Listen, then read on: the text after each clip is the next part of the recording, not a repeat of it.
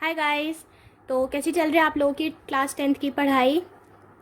इस वीडियो में मैं आपको सबसे पहला चैप्टर पढ़ाऊंगी केमिकल रिएक्शंस। और ये एक वीडियो लेक्चर है जिसमें आपको इस चैप्टर की डिटेल एक्सप्लेनेशन मिलेगी। इस चैप्टर के मैं अलग अलग पार्ट्स भी बनाऊंगी जिसमें long answer, short answers, MCQs, true false सब कुछ होगा।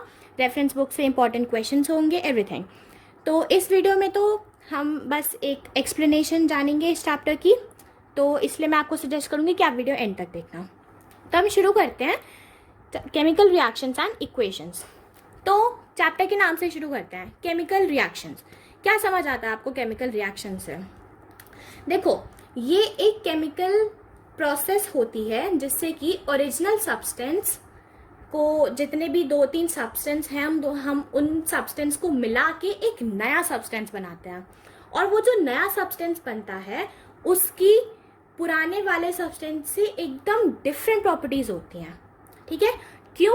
क्योंकि they go under a chemical reaction. उनके बीच में एक रिएक्शन होता है, उनके मॉलिक्यूल्स के बीच में एक रिएक्शन होता है जिस वजह से उनकी प्रॉपर्टीज एकदम डिफरेंट होती है। तो अगर हम इसकी डेफिनेशन पे जाएं तो ये होगा, a chemical reaction is a process in which the original substance lose its nature and identity and form a new substance with different properties। तो इस डेफिनेशन में सबसे पहले चलते हैं, हम वर्ड बाय वर्ड चलेंगे, एक एक वर्ड का मतलब समझेंगे। A chemical reaction is a process in which original substance or substances lose its nature and identity. अब इसमें ऐसा क्यों लिखा है lose its nature and identity? वो इसलिए कि जब भी कोई सब्सटेंस एक दूसरे सब्सटेंस के साथ मिलकर एक नया सब्सटेंस बनाता है, उन दोनों सब्सटेंस की प्रॉपर्टीज एकदम अलग होती हैं। तो अगर वो प्रॉपर्टीज अलग होती हैं तो ये जो ओरिजिनल सब्सटेंस है, इस सब्सटेंस की प्रॉपर्टीज, नेचर, आइडेंटिटी, वो सब इस नए सब्सटेंस से अलग न्यू बनेंगी। इसलिए इसमें लिखा जाता है लूज इट्स नेचर, यानी इसकी जो प्रॉपर्टीज हैं वो इस न्यू सब्सटेंस से नहीं मिलती हैं, वो एकदम डिफरेंट होती हैं। ठीक है, and form a new substance with different properties. वो एकदम उसकी डिफरेंट प्रॉपर्टीज होती हैं, पहले वाले से बिल्कुल भी मिलता जुलता नहीं है। अब ऐसा कैसे होता है? जब भी कोई भी दो सब्सटेंस मिलते हैं तो उनके बीच का जो केमिकल बॉन्ड होता है, वो उनके जो केमिकल बॉन्ड्स होते हैं वो आपस में मिलकर एक नया केमिकल बॉन्ड बनाते हैं। ठीक है, और उसी केमिकल बॉन्ड से एक केमिकल रिएक्शन होता है और उसी केमिकल रिएक्शन की वजह से एक नया सब्सटेंस फॉर्म होता है। तो हम एक केमिकल इक्वेशन कंसिडर करते हैं। तो मैंने एक केमिकल इक्वेशन लिखी है, magnesium plus oxygen gives magnesium oxide. ठीक है, तो इसमें जो लेफ्ट हैंड साइड आएगा, यानी ये वाली साइड जिसमें दो सब्सटेंसेस मिलकर एक कंप्लीट सब्सटेंस बना रहे हैं। ठीक है, इस वाली साइड को हम बोलते हैं रिएक्टेंट्स। क्या बोलते हैं? रिएक्टेंट्स। और जो नया सब्सटेंस बनता है, मतलब जो नया सब्सटेंस बन के आ चुका है, उसे हम बोलते हैं प्रोडक्ट्स। Okay, product. रिएक्टेंट्स वो होते हैं जो दो सब्सटेंस एक दूसरे के साथ मिलकर एक नया सब्सटेंस बनाते हैं, और जो नया सब्सटेंस बनता है उसे हम प्रोडक्ट बोलते हैं। ठीक है, तो substances which take part in a chemical reaction are called reactants। मतलब वो उसमें इन्वॉल्व होते हैं, उसमें पार्टिसिपेट करते हैं एक नया प्रोडक्ट बनाने के लिए। तो प्रोडक्ट की डेफिनेशन हो गई, the substances which are formed in a chemical reaction are called products। Okay, अब इसमें फिर एक नई चीज आती है कि हमें पता कैसे चलेगा कि कोई केमिकल रिएक्शन हो चुका है। तो इसके लिए हमें कुछ प्रॉपर्टीज दी गई हैं एक केमिकल रिएक्शन की। अगर ये प्रॉपर्टीज उस रिएक्शन को सेटिस्फाई करती हैं तो हमें पता चल जाएगा कि हाँ केमिकल रिएक्शन हुआ है। और वो प्रॉपर्टीज क्या है? सबसे पहला है change in state. Change in state. ठीक है, तो ये एक्सप्लेन करने के लिए एक छोटा सा एग्जांपल ले लेते हैं। H2 plus O2 gives H2O। तो यहाँ पे H2 और O2 दोनों गैस हैं, राइट? और जब ये दोनों मिल गए तो मिलकर इन्होंने प्रोडक्ट क्या बनाया? H2O, जो कि क्या है? वाटर, यानी इसकी स्टेट क्या है? लिक्विड। तो इसमें स्टेट चेंज हो गई ना, गैस से लिक्विड में चेंज हो गया, इसलिए इसे बोलते हैं चेंज इन स्टेट। ठीक है, अब सेकेंड प्रॉपर्टी लेते हैं हम, change in colour. Change in colour. तो गाइस देखो, जब भी कोई दो सब्सटेंसेस मिलते हैं और उनके बाद यानी रिएक्टेंट्स रिएक्ट करके जब प्रोडक्ट बनाते हैं तो उस प्रोडक्ट का कलर रिएक्टेंट से अलग होता है, और अगर कलर चेंज हुआ है तो इसका मतलब हम ये कह सकते हैं कि हाँ केमिकल रिएक्शन हुआ है। अब जैसे जैसे इस चैप्टर में आगे बढ़ेंगे आपको बहुत सारी इक्वेशंस देखने को मिलेंगी जिसमें कलर चेंज होता है, तो उस वक्त मैं आपको साथ साथ बताती जाऊंगी। ठीक है, देन थर्ड पॉइंट आता है evolution of gas. Evolution of gas मतलब जैसे भी किसी भी मेटल को हम एक स्ट्रॉन्ग एसिड के साथ रिएक्ट करते हैं, जैसे कि मान लीजिए zinc plus sulphuric acid H2SO4, sorry या it gives ZnSO4 plus H2। Zinc plus sulphuric acid gives zinc sulphate plus hydrogen. तो यहाँ पे हाइड्रोजन रिलीज हुई है, so this is evolution of gas, यानी कोई गैस निकलती है। जैसे कहते हैं ना कि हाइड्रोजन गैस निकली है, दैट मीन्स किसी मेटल को एक स्ट्रॉन्ग एसिड के साथ रिएक्ट कराया गया है, इसलिए तो इसी से हमें यही पता चलता है कि हाँ एवोल्यूशन ऑफ गैस है, यानी रिएक्शन हुआ है। Then fourth point is change in temperature. तो जब आपने देखा हो कि हमेशा हम कहते हैं कि कोई भी मान लीजिए कोई भी बीकर है और उस बीकर में पानी है, तो हम हमेशा ये बोलते हैं कि पानी में एसिड डाले करें क्योंकि वो बहुत उसमें से बहुत हीट निकलती है। तो वैसे बहुत सारे रिएक्शंस होते हैं जो रिएक्टेंट्स जब बन के प्रोडक्ट बनाते तो वो प्रोडक्ट का टेम्परेचर चेंज होता रहता है। तो अगर टेम्परेचर चेंज हुआ है, जैसे हीट निकल रही है या समथिंग लाइक दैट, उससे हम ये कह सकते हैं कि हाँ केमिकल रिएक्शन हुआ है। ठीक है, देन फिफ्थ पॉइंट आता है फॉर्मेशन ऑफ अ प्रेसिपिटेट। अब यहाँ पे प्रेसिपिटेट का क्या मतलब है, देखिए गाइस, प्रेसिपिटेट हो सकता है कि अभी आपको एग्जैक्टली अच्छे से समझ में ना आए, बट तो CaOH होल ट्वाइस, इसे हम बोलते हैं लाइम वाटर, और ये है calcium hydroxide plus carbon dioxide gives calcium carbonate plus H2। यहाँ पे जो कैल्शियम कार्बोनेट है ना, ये है वाइट प्रेसिपिटेट। तो ऐसे भी रिएक्शंस होते हैं जिसमें वाइट प्रेसिपिटेट, येलो प्रेसिपिटेट, ऐसे प्रेसिपिटेट निकलते हैं, उसे प्रेसिपिटेट रिएक्शन भी बोलते हैं।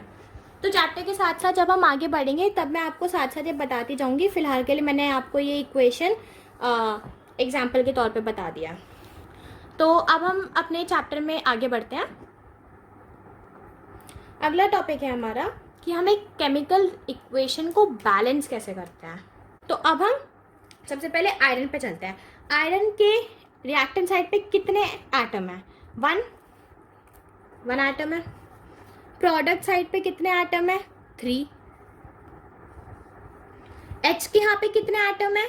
2 एटम है प्रोडक्ट साइड पे, और रिएक्टेंट साइड पे 2 एटम है एटम।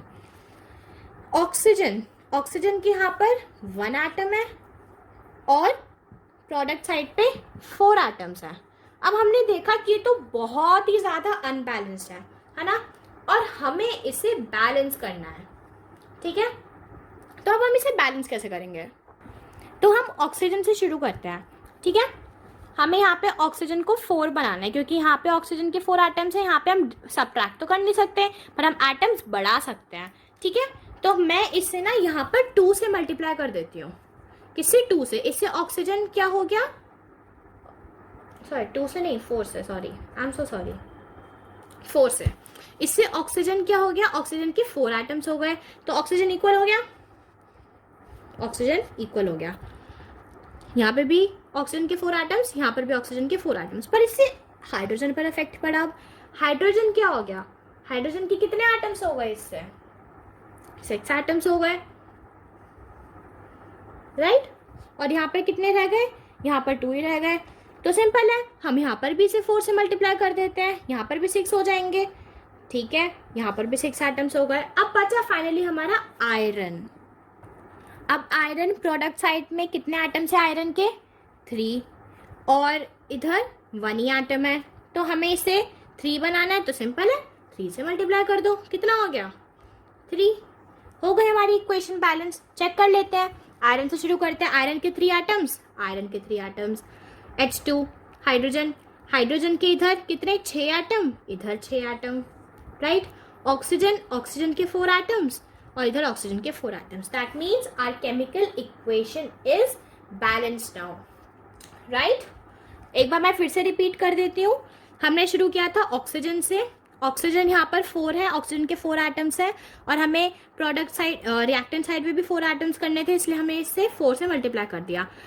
ऑक्सीजन को 4 से मल्टीप्लाई करने पे हाइड्रोजन पे इफेक्ट पड़ा, हाइड्रोजन के 6 एटम्स हो गए, तो इसलिए हाइड्रोजन के अगर यहाँ पे 6 एटम्स हो गए, इधर भी 6 बनाने के लिए हमने इसे 4 से मल्टीप्लाई कर दिया। हाइड्रोजन और ऑक्सीजन बैलेंस हो गए कंप्लीटली। फिर बचा था आयरन, आयरन के इधर कितने? 3 एटम्स थे, सिंपल हमने इसे इधर 3 से मल्टीप्लाई कर दिया। तो हमारी फाइनल इक्वेशन अब ये है, 3Fe + 4H2O gives Fe3O4 + 4H2। तो आई होप आपको अब ये थोड़ा तो क्लियर हुआ होगा, थोड़ी तो पिक्चर क्लियर हुई होगी कि हम कैसे करते हैं केमिकल इक्वेशंस बैलेंस। तो होमवर्क में मैं आपको 3 केमिकल इक्वेशंस दूंगी, आप घर से प्रैक्टिस जरूर करना, एक बार कोशिश करना जरूर करने की। तो पहला है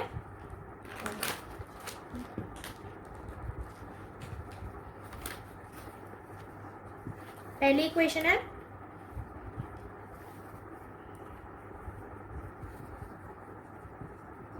FeSO4 heat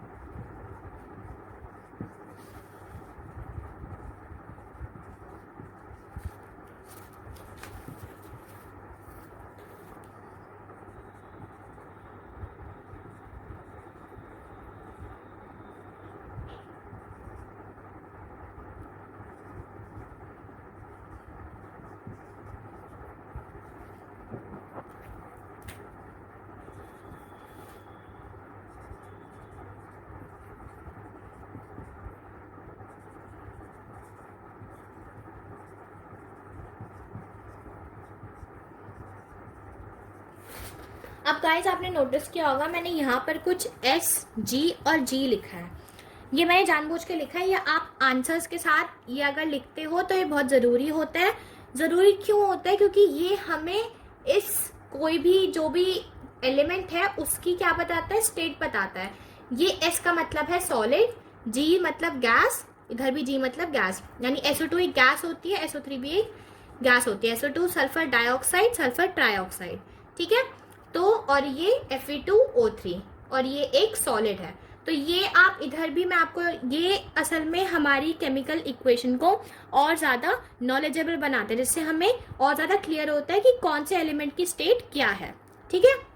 तो इसलिए मैं आपको ये भी बोलूँगी कि आप जब इन दोनों केमिकल इक्वेशन को बैलेंस करेंगे तो साथ में इन सिंबल्स का यूज़ ज़रूर करें, ठीक है। आपके रेफरेंस के लिए मैंने पहले वाले में ये यूज़ कर लिया है। तो आप इन तीनों को बैलेंस करना बहुत ईजी है, बस number of atoms reactant side equal to product side होने चाहिए, दैट्स इट, ओके। तो ये आप घर से प्रैक्टिस करना, ओके। तो अभी हम आगे बढ़ते हैं। सो गाइस नेक्स्ट टॉपिक है हमारा टाइप्स ऑफ केमिकल रिएक्शन। तो टोटल 4 तरह के केमिकल रिएक्शन होते हैं, combination reaction, decomposition reaction, displacement reaction और डबल डिस्प्लेसमेंट रिएक्शन। तो सबसे पहले हम पढ़ेंगे कॉम्बिनेशन रिएक्शन। कॉम्बिनेशन रिएक्शन को हम ऐसे लिखते हैं A+B गिव्स AB। इसमें यहाँ पे ये मतलब है कि मान लीजिए A कोई एलिमेंट है, B कोई एलिमेंट है, दोनों एलिमेंट को रिएक्ट कराते हैं तो सिर्फ एक सिंगल एलिमेंट बनता है। सिंगल एलिमेंट ऐसे, एक एग्जांपल ले लेते हैं, वही हमारा same example H2 + O2 gives H2O, balance भी कर देते हैं, ओके। तो देखिए यहाँ पे H2 O2 gives H2O। इसमें कॉम्बिनेशन रिएक्शन कैसे है, क्योंकि यहाँ पर एक सिंगल प्रोडक्ट बन रहा है। यहाँ पे आपने कहीं पे देखा कि प्लस H2 एडेड है या CO2 या फिर O2 कुछ भी एडेड है बाद में प्रोडक्ट साइड में? नहीं ना, कुछ भी नहीं। तो इससे बेसिकली हमें ये अंदाजा लगता है कि जो भी प्रोडक्ट साइड होती है, प्रोडक्ट साइड में सिंगल प्रोडक्ट बनता है, एक प्रोडक्ट से ज़्यादा और प्रोडक्ट नहीं बनेगा, और अगर बनेगा दैट मीन्स वो कॉम्बिनेशन रिएक्शन नहीं है। ठीक है, आई होप गाइस आपको क्लियर होगा। केमिकल कॉम्बिनेशन रिएक्शन को क्या बोलते हैं? The reaction in which two or more reactant combine to form a single product. दो या दो से ज्यादा रिएक्टेंट साइड पे कितने भी रिएक्टेंट्स हो वो रिएक्ट करके सिंगल प्रोडक्ट ही बनाएंगे, सिर्फ एक ही प्रोडक्ट बनना चाहिए। ओके, तो ये मेरा एक एग्जांपल था। दूसरा एग्जांपल भी ले लेते हैं। सेकंड एग्जांपल,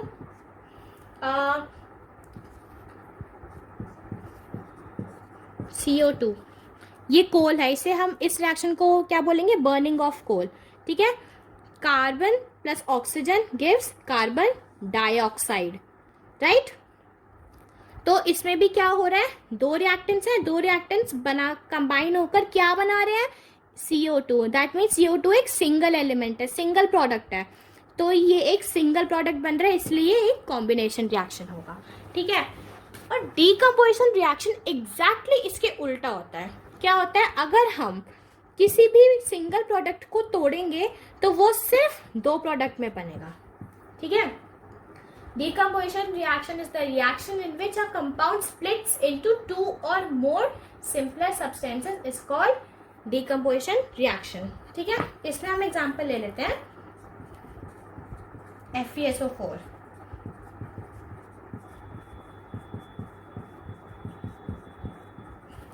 इसमें क्या है?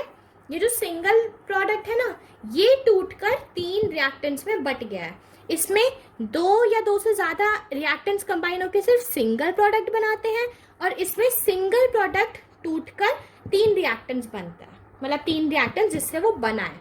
ठीक है, तो इसमें रिएक्टेंट्स को मिलाकर सिंगल प्रोडक्ट बनता है, इसमें उसी सिंगल प्रोडक्ट को हम तोड़ देते हैं, इसलिए यहाँ पे लिखा है AB = A+B।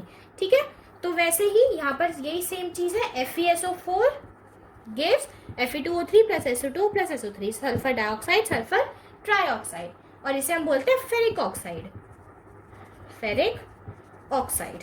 ठीक है, तो आपको क्लियर होगा डीकम्पोजिशन और कॉम्बिनेशन रिएक्शन।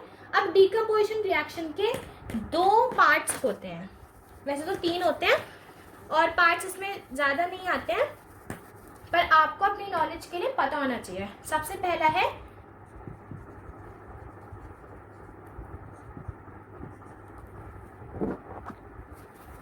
तो गाइस इसके तीन पार्ट्स हैं, thermal decomposition, electrolytic decomposition reaction और फोटोलिटिक डिकम्पोजिशन रिएक्शन। इन तीनों में डिफरेंस ये है कि थर्मल डिकम्पोजिशन रिएक्शन में हम उस सिंगल प्रोडक्ट को कैसे तोड़ते हैं? हीट के थ्रू। इलेक्ट्रोलाइटिक में हम उसे इलेक्ट्रिक करंट के थ्रू तोड़ते हैं, और फोटोलिटिक डिकम्पोजिशन रिएक्शन में हम उसे सनलाइट के थ्रू तोड़ते हैं। तोड़ने का मतलब है कि हम उस सिंगल प्रोडक्ट को कैसे अलग कर रहे हैं रिएक्टेंट्स में। ठीक है, तो पहले वाले में हम हीट यूज करते हैं, इनका बस ये डिफरेंशिएशन पॉइंट है कि थर्मल डिकम्पोजिशन में हीट यूज होती है, इलेक्ट्रोलाइटिक में इलेक्ट्रिक, देखो नेम में ही है इलेक्ट्रिक करंट से, और फोटोलिटिक को कैसे याद रख सकते हो? फोटोलिटिक जैसे कि फोटो सनलाइट में अच्छी आती है, इसलिए सनलाइट। ठीक है, और ये दो याद है तो तीसरा तो याद ही रहेगा कि थर्मल में हीट मिलती है, तो इसमें हम हीट प्रोवाइड करके प्रोडक्ट को अलग करते हैं, इसमें हम इलेक्ट्रिक करंट प्रोवाइड करके प्रोडक्ट को अलग करते हैं, इसमें सनलाइट प्रोवाइड करके इसको अलग करते हैं। जैसे कि कैल्शियम कार्बोनेट को हम हीट प्रोवाइड करते हैं तो क्या बनता है? Calcium oxide plus carbon dioxide. इसमें हम क्या प्रोवाइड कर रहे हैं? हीट। इलेक्ट्रोलाइटिक में H2O हाइड्रोजन को हम कैसे अलग कर रहे हैं? इलेक्ट्रिक करंट के थ्रू, हाइड्रोजन और ऑक्सीजन में। ठीक है, वाटर। इलेक्ट्रोलाइटिक डिकम्पोजिशन में H2O वाटर हम कैसे अलग कर रहे हैं? H2 + O2 में इलेक्ट्रिक करंट देके। ठीक है, फोटोलिटिक डिकम्पोजिशन में सिल्वर ब्रोमाइड को हम सनलाइट दे रहे हैं यानी उसे ऐसे धूप में रख दे रहे हैं जिससे कि वो अपने आप ही सिल्वर और ब्रोमाइड में स्प्लिट हो जा रहा है। ठीक है, और गाइज याद रखना, डीकम्पोजिशन रिएक्शन में स्प्लिट वर्ड एक कीवर्ड है, ठीक है। स्प्लिट वर्ड आपको लिखना ही लिखना है। स्प्लिट वर्ड कैसे कैसे यूज करोगे डीकम्पोजिशन रिएक्शन को डिस्क्राइब करने में? The reaction in which a compound splits into two or more simpler substances. में आप कोई भी अलग वर्ड यूज करोगे ना तो वो मैम आपके नंबर काट सकते हैं, क्योंकि स्प्लिट इसमें कीवर्ड है। तो याद रखना, आप डीकम्पोजिशन रिएक्शन की डेफिनेशन में स्प्लिट वर्ड जरूर यूज करो। स्प्लिट इज अ कीवर्ड, ठीक है। तो ये थे हमारे अभी 2 रिएक्शन कंप्लीट हो गए हैं। अब हम चलते हैं तीसरे रिएक्शन पे। तो हमारा तीसरा रिएक्शन है guys displacement reaction. Displacement reaction आपने क्लास 8 में भी पढ़ा था, राइट? अगर याद हो तो डिस्प्लेसमेंट रिएक्शन में क्या होता है, जो ज्यादा रिएक्टिव मेटल होता है वो कम रिएक्टिव मेटल को डिस्प्लेस कर देते हैं, यानी उसे अपनी जगह से हटाकर खुद उसकी जगह पे आ जाता है, ठीक है। तो डिस्प्लेसमेंट रिएक्शन याद रखने के लिए आपको सीरीज याद होनी चाहिए, रिएक्टिविटी सीरीज। अगर रिएक्टिविटी सीरीज याद नहीं है तो मैं यहाँ पे लिख देती हूँ, potassium, sodium, calcium, magnesium, aluminium, zinc, iron, lead. यहाँ पे बीच में हाइड्रोजन भी आता है, ठीक है। हाइड्रोजन, कॉपर, मैं यहाँ से कंटिन्यू कर रही हूँ, मर्करी, सिल्वर, गोल्ड और प्लैटिनम भी लास्ट में आता है इफ यू वांट, ठीक है। तो यहाँ पे होता है सबसे ज्यादा रिएक्टिव मेटल, फिर यहाँ से नीचे रिएक्टिविटी डिक्रीज होती चली जाती है, ठीक है। तो इसमें पोटेशियम, सोडियम सबसे ज्यादा रिएक्टिव मेटल समझे जाते हैं, राइट। ये सारी चीजें आपको बेसिकली पता ही होंगी। तो ये मैंने आपको याद दिलाने के लिए रिएक्टिविटी सीरीज याद दिलाने के लिए यहाँ पे लिख दिया, ये आप नोट डाउन कर लेना, ठीक है। तो अभी मैं इसे रब कर रही हूँ। अब हम डिस्प्लेसमेंट रिएक्शन समझते हैं कि असल में ये होता क्या है, ठीक है। तो डिस्प्लेसमेंट रिएक्शन में हम पहले एक रिएक्शन कंसिडर करते हैं।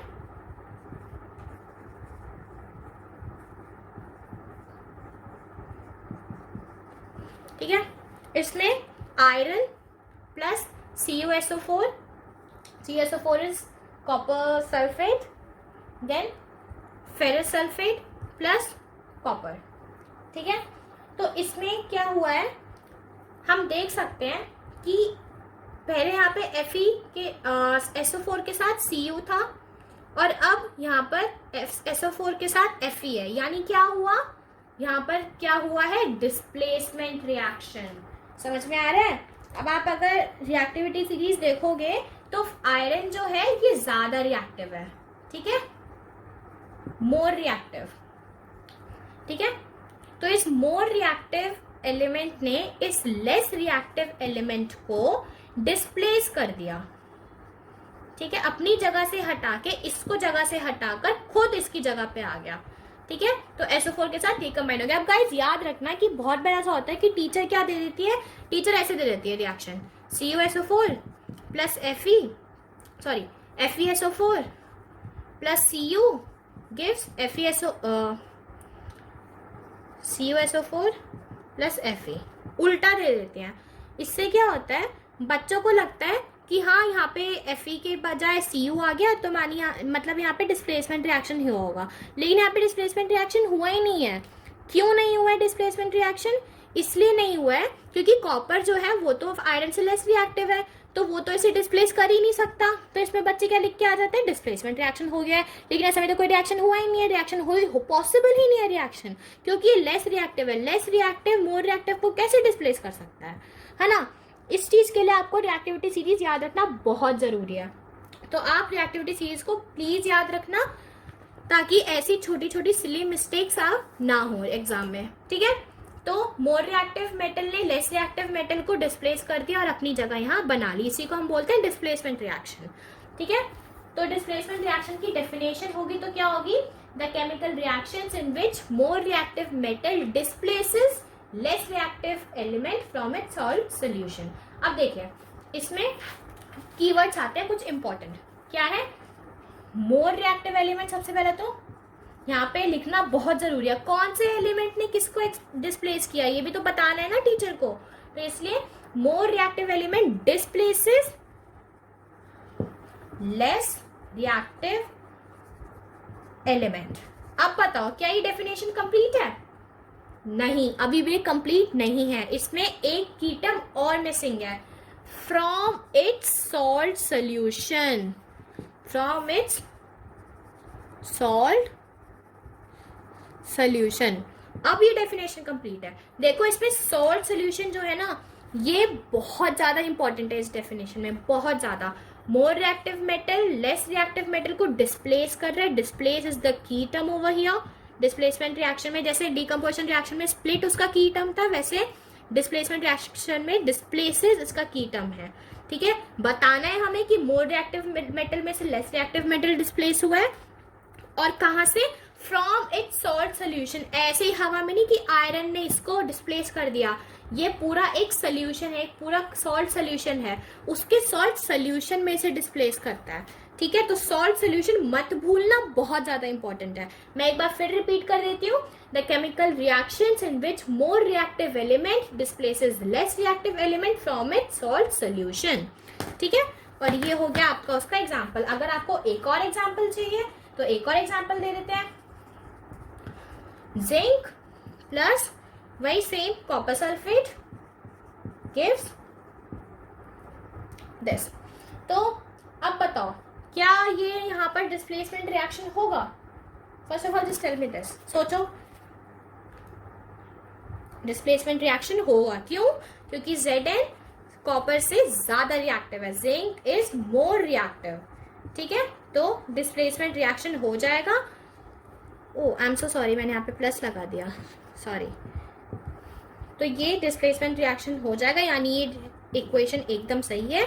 ये जिंक कॉपर को डिस्प्लेस कर देगा और बनाएगा ZnSO4 plus Cu from its salt solution. Okay, तो अब आई होप आपको डिस्प्लेसमेंट रिएक्शन क्लियर होगा।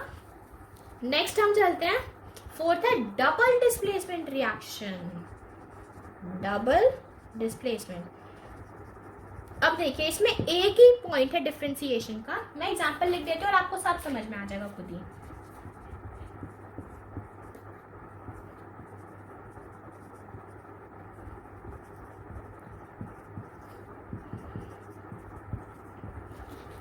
Sodium sulphate plus barium chloride gives barium sulphate plus sodium chloride. तो यहाँ पर क्या हो रहा है गाइस, यहाँ पर हमने देखा था कि सिर्फ एक ही मोर रिएक्टिव एलिमेंट जो है वो लेस को डिस्प्लेस कर देता है, लेकिन यहाँ पे डबल वर्ड आ गया। डबल यानी दो बार डिस्प्लेसमेंट होगा। डबल मतलब 2 टाइम्स, 2 बार डिस्प्लेसमेंट होगा। अब देखिए यहाँ पे Na2SO4 है, यहाँ पे BaCl2। गाइस यहाँ पे याद रखना, बहुत बच्चे ना यहाँ पे 2 सोडियम सल्फेट में ना 2 लगाना भूल जाते हैं, पे 2 आएगा, याद रखना, गलती मत करना। ठीक है, तो सोडियम सल्फेट बेरियम क्लोराइड को डिस्प्लेस कर देगा। कैसे? मतलब इनमें कुछ अदला बदली हो जाएगी। अदला बदली कैसे होगी? SO4 के साथ Ba आ जाएगा और Cl2 के साथ Na2 आ जाएगा। अब कैसे आएगा वो? अब आप यही देख सकते हो कि सोडियम सबसे ज्यादा रिएक्टिव मेटल है, राइट? तो इसलिए सोडियम को हमने Cl2 के साथ, मतलब सोडियम को हम इसी के साथ डिस्प्लेस करेंगे। तो सोडियम ने बेरियम को डिस्प्लेस कर दिया, तो क्या बना इसका? Na2Cl2। अब 2 कैंसिल हो गया, इसलिए बन गया NaCl। ठीक है, इसलिए हम इसको NaCl लिखते हैं। देन ये तो NaCl बन गया, अब क्या बचा? Ba और SO4, तो साथ में बन गया BaSO4। समझ में आया डबल डिस्प्लेसमेंट रिएक्शन कैसे हुआ? डबल डिस्प्लेसमेंट इन दोनों में बस एक ही, इसमें सिर्फ एक ही एलिमेंट डिस्प्लेस होता है, या इसमें 2 एलिमेंट डिस्प्लेस होते हैं, राइट? अब इसमें हम इसकी डेफिनेशन क्या लिखेंगे? A reaction in which new compounds are formed by mutual exchange of ions between 2 compounds. लिखना जरूरी है, बिटवीन 2 कंपाउंड्स, राइट? तो गाइज आई होप आपको ये क्लियर होगा। और हाँ, इसमें मैं आपको एक और इम्पॉर्टेंट चीज बता देती हूँ, यहीं पे आप प्रेसिपिटेशन रिएक्शन भी सीख लो। BaSO4 is a white precipitate. ठीक है, और जहां पर प्रेसिपिटेट निकलता है उसी को हम बोलते हैं प्रेसिपिटेशन रिएक्शन। ठीक है, the reaction in which a precipitate is formed is known as precipitation reaction. तो PPT मीन्स प्रेसिपिटेट। ओके, तो इसमें हमने ये सारे कर लिए हैं। Types of chemical reaction. अब इसमें एक बहुत इंपॉर्टेंट चीज आती है, आपने सुना भी होगा, ऑक्सीडेशन एंड रिडक्शन रिएक्शन। ठीक है, उसको हम कंप्लीटली मिला के बोलते हैं ऑक्सीडेशन रिएक्शन। तो ऑक्सीडेशन एंड रिडक्शन। ठीक है, देखो बहुत सिंपल सी बात है, एक ही चीज याद रखनी है। ऑक्सीडेशन में क्या होता है, गेनिंग ऑक्सीजन, ऑक्सीजन में ऑक्सीजन हम गेन करते हैं। ठीक है, और रिडक्शन जो होता है वो ऑक्सीजन का एकदम रिवर्स होता है। ठीक है, इसमें क्या होता है, लूजिंग ऑक्सीजन। राइट गाइस, अब इसमें मैं आपको एक एग्जांपल देती हूँ।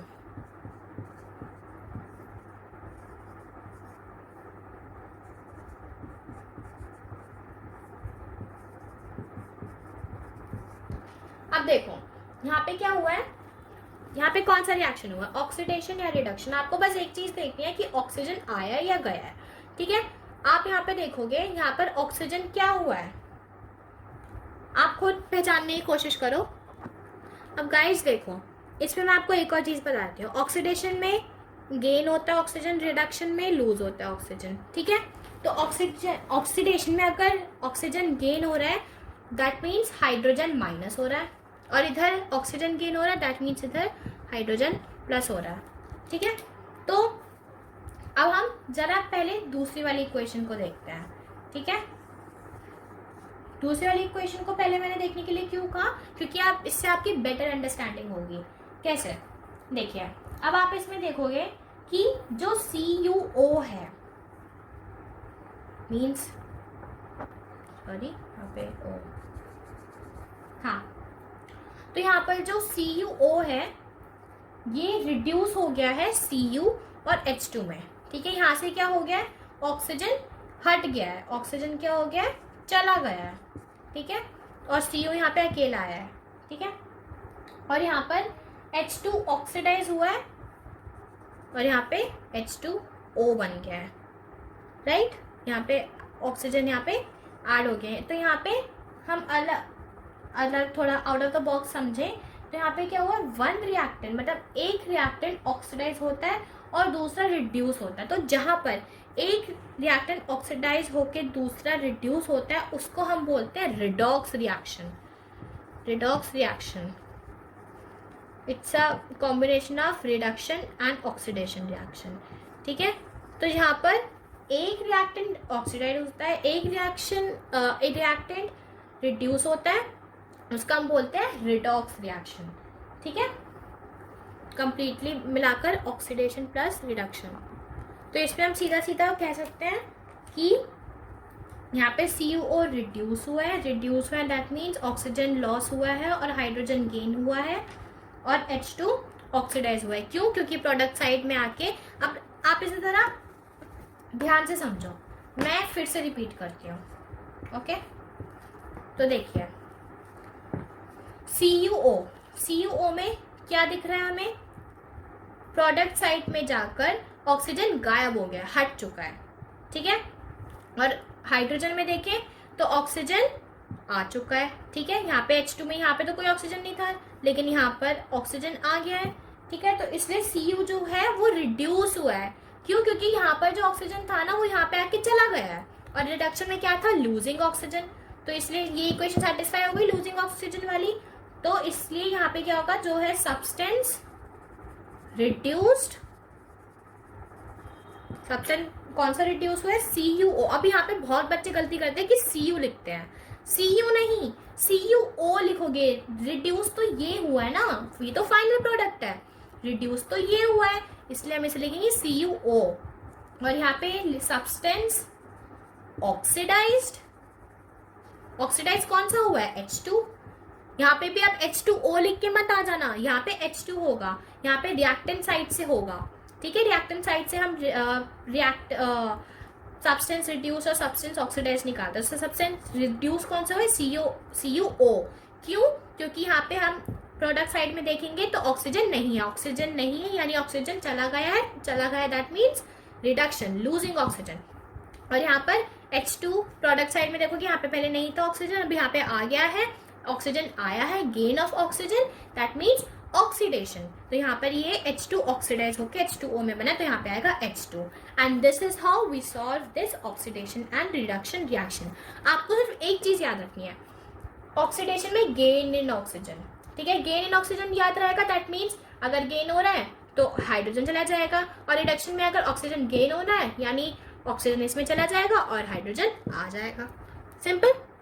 और जिस रिएक्शन में ये दोनों चीजें होती हैं तो उसमें redox reaction, reduction plus oxidation reaction. Okay, तो अब आई होप आपको ये पिक्चर भी क्लियर होगी। ये फर्स्ट एग्जाम्पल जो है ये बहुत ज़्यादा सिंपल रिएक्शन है। मैं चाहती हूँ कि आप इसे आप होमवर्क में ले क्वेश्चन को, ठीक है। मैं आपको तभी बता देती हूँ, copper plus oxygen gives CuO। यहाँ पे Cu क्या है, यहाँ पे क्या ऑक्सीजन था पहले, नहीं था, लेकिन यहाँ पर आके आ गया है, दैट मीन्स ये जो है ये ऑक्सीडाइज हुआ है, ठीक है। और आगे ये मैंने आपको छोटा सा हिंट दिया है, आप इस क्वेश्चन को खुद से करने की कोशिश करना। और ऑक्सीडेशन रिडक्शन के क्वेश्चंस आते हैं एग्जाम में, आपको ऐसे लिख के आना पड़ेगा कि कौन सा सब्सटेंस रिड्यूस हुआ है, कौन सा ऑक्सीडाइज हुआ है, तो इसलिए आप इसकी प्रैक्टिस ज़रूर करना। बाकी कॉन्सेप्ट यही है, कॉन्सेप्ट से ही हमें असल में आंसर्स पता चलते हैं, कॉन्सेप्ट यही है, कॉन्सेप्ट क्लियर होना चाहिए। अगर आपको समझ में नहीं आया तो वीडियो एक बार रिवाइंड करके फिर से देख लीजिए। ऑक्सीडेशन मतलब gain in oxygen and losing hydrogen, and reduction is losing hydrogen plus gaining hydrogen, losing oxygen plus gaining hydrogen। और जहाँ पर ये दोनों चीजें होती हैं उसे बोलते हैं रिडॉक्स रिएक्शन, यानी रिडक्शन प्लस ऑक्सीजन, ठीक है। तो अब हमारा ये टाइप्स ऑफ केमिकल रिएक्शन वाला टॉपिक भी ओवर हो चुका है। तो अब हम बढ़ते हैं आगे, रैंसिडिटी। रैंसिडिटी क्या होता है, बहुत सिंपल कॉन्सेप्ट है। आपने देखा होगा कि रात में मम्मा बोलती है ना कि हाँ बेटा सब्जी बच गई तो इसे फ्रिज में रख दो। क्या होगा अगर आप उस सब्जी को बाहर रख दोगे तो क्या होता है, उससे धीरे धीरे ना ऑक्सीडेशन होता है उस फूड का। ऑक्सीडेशन मतलब बताया था, oxidation is gaining oxygen during reaction. तो उसमें ऑक्सीजन आता है क्योंकि क्यों, वो एटमॉस्फेयर के कॉन्टैक्ट में होता है जो फूड है। एटमॉस्फेयर में हमारे क्या है, ऑक्सीजन है, तो इसलिए वो ऑक्सीजन एटमॉस्फेरिक ऑक्सीजन के कांटेक्ट में आती है, जिससे कि धीरे धीरे उसका ऑक्सीडेशन होने लगता है। उसमें जितने भी ऑयल्स हैं, फैट्स हैं, उन सबसे ऑक्सीडेशन होने लगता है, जिससे कि क्या होता है, वो खाना खराब हो जाता है, उनका फॉल ऑर्डर और उनका टेस्ट भी थोड़ा अजीब सा हो जाता है, ठीक है। तो rancidity is the process of slow oxidation of oil and fat present in the food materials resulting in the production of foul odor and taste in them. Okay, ये यहाँ पे की टर्म्स हैं। ऑक्सीडेशन वर्ड रैंसिडिटी के process में आना बहुत ज़्यादा इम्पॉर्टेंट है, इसको स्पेशली हाईलाइट करना। Oxidation is the key term over here, ठीक है। तो ऑक्सीडेशन लिखना बहुत ज़रूरी है, वरना मैम आपका आधा नंबर काट देंगे कि रैंसिडिटी की डेफिनेशन में ऑक्सीडेशन नहीं लिखा है, बट ठीक है। तो रैंसिडिटी में ऑक्सीडेशन वर्ड बहुत इंपॉर्टेंट है, ज़रूर लिखना। तो रैंसिडिटी समझ में आ गया। रैंसिड कब होता है, मतलब जब कुक्ड फूड होता है, खाना तब पका ही पका है, ठीक है। उसे अगर हम बहुत समय के लिए बाहर रख देते हैं तब होती है रैंसिडिटी। क्यों, क्योंकि वो एटमॉस्फेरिक ऑक्सीजन के कॉन्टैक्ट में आ जाती है, जिससे कि क्या होता है, ऑक्सीजन का एक्शन होता है, फूड ऑक्सीडाइज हो जाता है, उसके अंदर के ऑयल्स एंड फैट्स ऑक्सीडाइज हो जाते हैं, जिससे क्या होता है, उस फूड में से अजीब सी स्मेल आने लगती है, उनका टेस्ट भी अजीब सा हो जाता है, and it is unsuitable for the consumption. Okay, तो इसलिए हम रैंसिडिटी को प्रिवेंट कैसे कर सकते हैं। तो रैंसिडिटी प्रिवेंट करने के दो तरीके हैं। Packing of food materials in air tight containers, एक डब्बे में करके रख दो जिससे कि उनमें हवा ही ना पहुंचे, जो एटमॉस्फेरिक ऑक्सीजन है वो आए ना। अगर वो ऑक्सीजन ही नहीं आएगी तो ऑक्सीडेशन ही नहीं हो पाएगा, है ना। और या तो फिर refrigeration of cooked food at low temperature, मतलब फ्रिज में रख देना। फ्रिज में भी रख दोगे तो क्या टेम्परेचर कितना होता है, टेम्परेचर कम होता है, ऑक्सीजन कहाँ से आएगी, जब एटमॉस्फेरिक ऑक्सीजन मिलेगी नहीं तो ऑक्सीडेशन ही नहीं होगा, ऑक्सीडेशन नहीं होगा तो रैंसिडिटी नहीं होगी, ठीक है। तो प्रिवेंट कैसे करोगे, पैकिंग फूड मटेरियल्स और फ्रिज में रख देना, रेफ्रिजरेशन। तो आई होप आप, इसका मैंने पूरा डिटेल में नहीं लिखा पर मैंने आपको समझा दिया है। तो आप इसे अपने वर्ड्स में भी लिख सकते हो। ठीक है, बहुत ईजी टॉपिक है, ज़्यादा कुछ आता नहीं है, बस 1-2 मार्क में इससे एग्जाम में क्वेश्चन आता है। ठीक है, अब गाइस मुझे इसमें आपको 3 चीज़ें और बतानी है, और वो 3 चीज़ें हैं 3 रिएक्शन। सबसे पहला न्यूट्रलाइजेशन रिएक्शन। न्यूट्रलाइजेशन रिएक्शन, ठीक है। तो न्यूट्रलाइजेशन रिएक्शन क्या होता है, इसमें जो होता है रिएक्शंस जो है वो नलिफाई हो जाते हैं, दैट मीन्स इक्वल हो जाते हैं, न्यूट्रलाइज हो जाते हैं। ठीक है, the reactions in which acid और acidic oxide reacts with base और basic oxide to form salt and water are called neutralization reactions. तो न्यूट्रलाइजेशन रिएक्शन में एसिड और बेस दोनों साथ में आ जाते हैं। ठीक है, और दोनों साथ में आ जाते हैं जिससे एसिडिक प्रॉपर्टीज और बेसिक प्रॉपर्टीज दोनों एक दूसरे से नलिफाई हो जाती है, न्यूट्रलाइज हो जाता है। ठीक है, ये है न्यूट्रलाइजेशन रिएक्शन। और बाकी जो 2 रिएक्शन है वो है एक एंडोथर्मिक रिएक्शन और एक्सोथर्मिक रिएक्शन। ये दोनों रिएक्शन तो आप वैसे ही पहले से ही जानते होंगे, एंडोथर्मिक और एक्सोथर्मिक। क्या डिफरेंस है दोनों में? एंडोथर्मिक में एनर्जी सप्लाइड की जाती है, एनर्जी इज सप्लाइड, और एक्सोथर्मिक में एनर्जी इज इवॉल्व्ड। समझ रहे हो? इसका एग्जाम्पल लो तो होगा calcium carbonate gives CaO plus CO2। ठीक है, इसमें जो है एनर्जी दी गई है तभी ये इन दोनों में स्प्लिट हो गया है। इसमें क्या है, एनर्जी इवॉल्व है। कैसे? ये देखो एग्जाम्पल लिखती हूँ मैं इधर, CH4 plus O2 gives CO2 plus H2O। इसमें गाइस ये रेस्पिरेशन भी होगा, ये रेस्पिरेशन की प्रोसेस है, ग्लूकोज इन्वॉल्व है इसमें। ठीक है, तो इसमें जो है एनर्जी इवॉल्व है और इसमें एनर्जी दी गई, इसमें एनर्जी सप्लाई की गई। इससे आप ये फोटोसिंथेसिस भी लिख सकते हो, ये फोटोसिंथेसिस का रिएक्शन है। ओके, आप अपनी बुक में देखना है, बुक में मेंशन्ड है। तो ये 3 चीज़ें बची हुई थी जो मुझे आपको बतानी थी। तो चैप्टर तो हमारा टेक्निकली ओवर हो चुका है, बट इसमें मैं आपको एक और चीज़ बताना चाहती हूँ। NCERT के रिएक्शन सबसे ज़्यादा इम्पोर्टेंट होते हैं, है ना। तो मैं आपको एक कंप्लीट रिएक्शंस की NCERT के, जिसमें सारे रिएक्शन है, छोटे बड़े O2 H2 वाले सारे, हर तरह का रिएक्शन है, वो सारे केमिकल रिएक्शंस मैं अभी इधर लिख रही हूँ, आप अपनी नोट्स कॉपी में नोट डाउन कर लेना। तो गाइज ये है पहले 9 इक्वेशंस पहले चैप्टर में से। अभी मैं आगे और भी लिखूंगी, आप पहले वीडियो को पॉज करके ये इक्वेशंस लिख लीजिए। तो इसमें मैंने साथ में ये भी लिख दिया है, जैसे कि ये 340 एटम है, इस पर हमें हीट करना है, जिससे कि ये हमें मिलेगा ये CaO, इसे हम क्विक लाइम बोलते हैं, CaOH होल ट्वाइस, इसे हम बोलते हैं स्लेक्ट लाइम। इसकी अगली वीडियो में मैं इन इक्वेशन से लेके ये जितने भी इक्वेशंस हैं इन सब का यूज़ बताऊंगी कि क्वेश्चंस इनसे कैसे ज़्यादा, जैसे आपने सुना होगा a metal X reacts with this this this, तो वो हम क्वेश्चंस हम कैसे सॉल्व करते हैं। और ये जो कॉम्बिनेशन रिएक्शन, डीकम्पोजिशन रिएक्शन, इन टाइप्स पर ऊपर भी मैं वीडियो लेकर आऊँगी।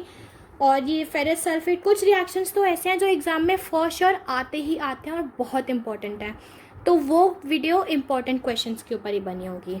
ठीक है, तो अब मैं नेक्स्ट सेट लिखने जा रही हूँ, आप वीडियो को पॉज करके ये नोट डाउन कर लेना। अब मैं अगला लिखती हूँ। तो गाइज ये रहा अगला सेट इन्हीं इक्वेशंस का। ये सारी आपके NCERT की इक्वेशंस का ध्यान देना, ये 14, 15, 16 तीनों डिस्प्लेसमेंट रिएक्शन के हैं और 18, 19, 20 रिडॉक्स रिएक्शन के। ठीक है, और हाँ इसमें से कुछ इम्पॉर्टेंट इक्वेशंस हैं CO3 वाली, कार्बोनेट। देखिए कैल्शियम से रिलेटेड जितने भी हैं ना, जैसे कैल्शियम कार्बोनेट, कैल्शियम ऑक्साइड, जैसे क्विक लाइम है, इसे कैल्शियम ऑक्साइड कैल्शियम ऑक्साइड है, इसे क्विक लाइम भी बोलते हैं, मैंने पिछली इक्वेशन में लिखा भी हुआ है। ठीक है, CaCO3 ये लाइमस्टोन होता है, क्वेश्चन में डायरेक्टली लिखा होता है कि quick lime reacts with this this this, तो उसके लिए आपको पता होना चाहिए कि असल में है क्या। फिर सेकेंडली आता है PbNO3 वाली इक्वेशन, लेड नाइट्रेट। इसमें बहुत बच्चे यहाँ पे होल ट्वाइस लगाना भूल जाते हैं, ये बहुत ज़्यादा इंपॉर्टेंट चीज़ है। देन यहाँ पे ये दो रिएक्शन एकदम एक जैसे है, लेकिन एग्जाम में ऑलमोस्ट हर बार आता है। अगर आप प्रीवियस एग्जाम पेपर्स में देखोगे तो ये हर बार है। इसमें सिंपल सा इक्वेशन ये आता है कि इनका कलर चेंज होता है, और सेकंड ये कि किस में स्प्लिट होता है, कैसे स्प्लिट होता है। अब यहाँ पे सनलाइट है तो ये फोटोलिटिक डिकम्पोजिशन रिएक्शन हुआ, राइट। तो ये बेसिक सी चीज़ें हैं, ये आपको पता होनी चाहिए, और यही इन्हीं टाइप के क्वेश्चंस मैं नेक्स्ट वीडियो में लेके आऊँगी, तो आप वो अगली वीडियो भी ज़रूर देखना। और ये कुछ इम्पॉर्टेंट इक्वेशंस हैं, और ये 1 से लेके 20 तक मैंने जितने लिखवाए हैं ये केमिकल रिएक्शंस के सारे एनसीईआरटी, सिर्फ एनसीईआरटी की मैं बात कर रही हूँ, एनसीईआरटी की इक्वेशंस है, मैंने एक जगह आपको लिख के दे दी है। इसमें से कुछ इक्वेशंस तो बहुत ईजी हैं, कुछ ही 1-2 इक्वेशंस होंगी जो आपको थोड़ा ध्यान में रखना होगा। तो आप ज़रूर एक बार खुद से चैप्टर को पढ़िएगा, और अगला क्वेश्चंस का सेट मैं लेके आऊँगी अगली वीडियो में। तो thank you so much guys. अगर आपको इस वीडियो से कुछ भी हेल्प मिली हो तो चैनल को सब्सक्राइब ज़रूर करना, और thank you so much. I hope इससे आपको कुछ तो हेल्प ज़रूर मिली होगी। तो थैंक यू गाइस, मिलते हैं अगली वीडियो में।